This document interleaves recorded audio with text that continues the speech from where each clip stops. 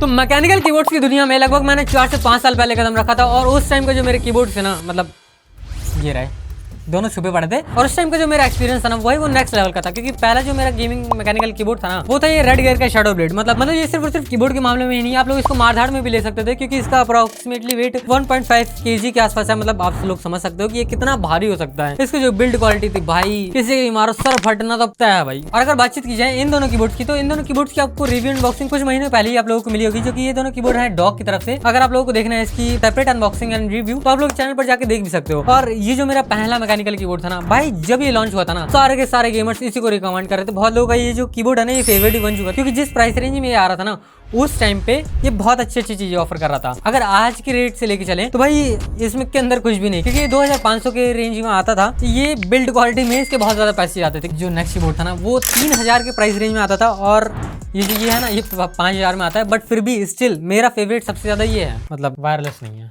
Wired है। मेरा सबसे फेवरेट होने का ये रीजन भाई इसका साउंड नेक्स्ट लेवल का लगता है मेरे को। थोड़ा सा साइलेंट भी है, और भाई ये दिमाग को जो है ना वो मेरे लिए दिमाग को आराम देता है। बाकी आप लोगों का पता नहीं। जैसे ये था इसमें ब्लू स्विचेस लगे हुए थे ऑटोमैटिक के, जो कि कुछ इस टाइप के साउंड करते हैं।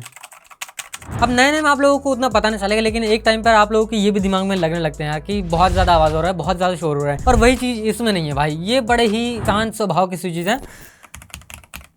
और इसका जो गैस्केट माउंटेड है भाई एक नंबर का है। और हाँ, सबसे जो मेरे को अजीब सी चीज लगी वो है इसकी बिल्ड क्वालिटी। जितनी ज्यादा अच्छी बिल्ड क्वालिटी इसकी थी, इसका अगर आधा भी पकड़ के चलो ना तो भाई नहीं है इसकी क्वालिटी। और हाँ, मैं मानता हूँ आप लोग इसको लड़ाई झगड़े में यूज नहीं करोगे, एक ही जगह रखोगे, बट फिर भी इसकी बिल्ड क्वालिटी उतनी ज्यादा नहीं है। अगर मैं थोड़ा बहुत इसको टेढ़ा करूँ तो टिल्ट हो जाता है आराम से, उतना ज्यादा नहीं है, बट भाई फिर भी सही है, बहुत ही ज्यादा अच्छा साउंड करता है ये। और बातचीत की जाए इसके बाद जो मैंने कीबोर्ड यूज किया वो है ये आता है डॉग की तरफ से। इसका डब्बा कहाँ है? इसका डब्बा है ये नेक्स्ट लेवल का। और मैं अगर बातचीत करूँ ना, इसका जो प्राइस पॉइंट है 2500 के आसपास में आता है, और इसको बिल्कुल ही अवॉइड कर देना, क्योंकि इस प्राइस रेंज के अंदर ना भाई और बहुत सारे अच्छे मैकेनिकल कीबोर्ड्स आते हैं। तो फालतू में आप लोग इस पर पैसे वेस्ट करोगे तो भाई वो बिल्कुल भी अच्छा नहीं रहेगा। और इसमें कोई भी RGB की सपोर्ट नहीं मिलती, सिर्फ और सिर्फ इसमें व्हाइट लाइट जलती है, और इसमें डिटैचेबल वायर भी नहीं है। बिल्ड क्वालिटी इसकी ठीक ठाक है, मतलब ये नहीं है कि बहुत ज्यादा बेस्ट है, इसकी तरह तो फिर भी नहीं है। और हाँ, ये हॉट स्वैपेबल नहीं है, स्वैपेबल स्विचेस हैं। तो आप मार्केट से कोई भी 3 पिन स्विचेस खरीद के इसमें लगा सकते हो। अगर आप लोगों को लेना है तो इसमें आप लोग क्रियो हाइव को देख सकते हो,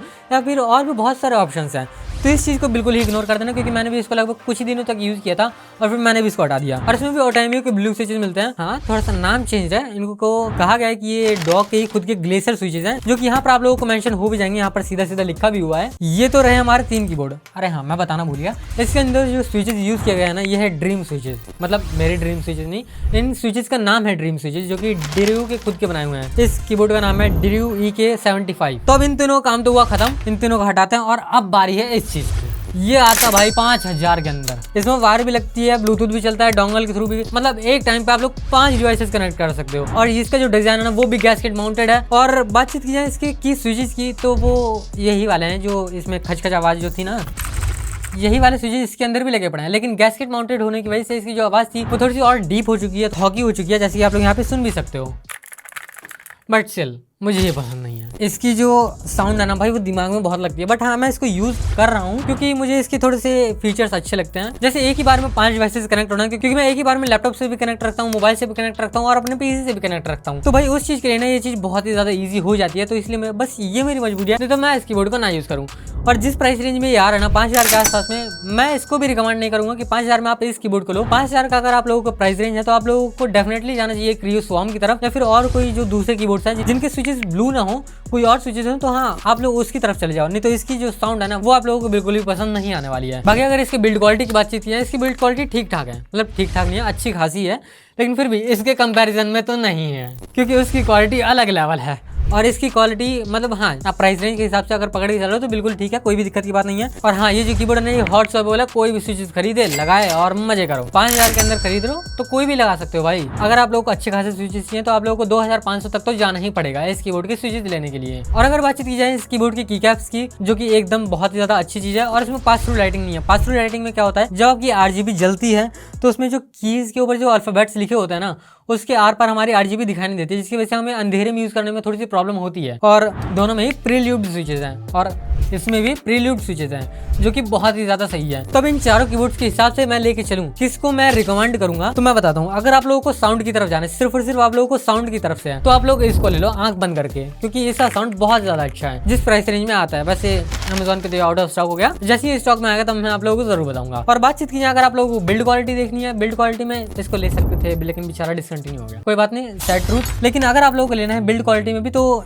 इन दोनों से किसी को मत लेना। आप लोगों को मार्केट में ऐसे बहुत सारे ऑप्शन मिल जाएंगे जिनकी बिल्ड क्वालिटी अच्छी होगी। 2500 बजट में बहुत सारे अच्छे कीबोर्ड्स मिल जाएंगे, इसको भी कंसीडर मैं नहीं करूंगा क्योंकि कुछ नहीं है इसके अंदर, ठीक है, फालतू चीजें ये।